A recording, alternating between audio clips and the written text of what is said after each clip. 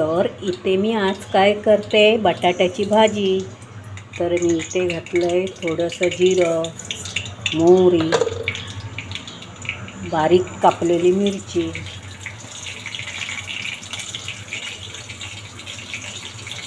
कढीपत्ता,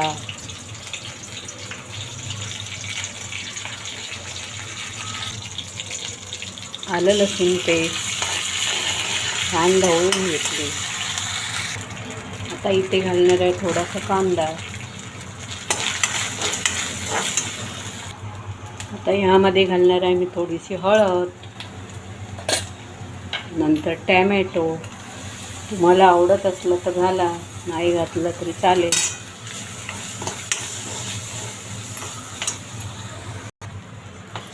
कांदा छान, टॅमॅटो छान नरम झाला आहे. आता इथे घालते मी मीठ.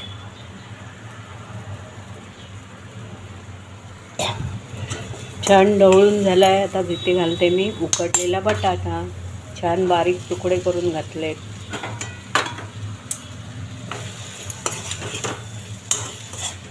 छान ढवळून घेते. कलरफुल भाजी तयार, कलरफुल बटाटा भाजी.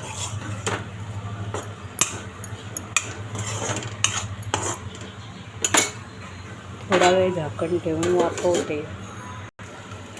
झाकण काढून घेतलं, भाजी तयार.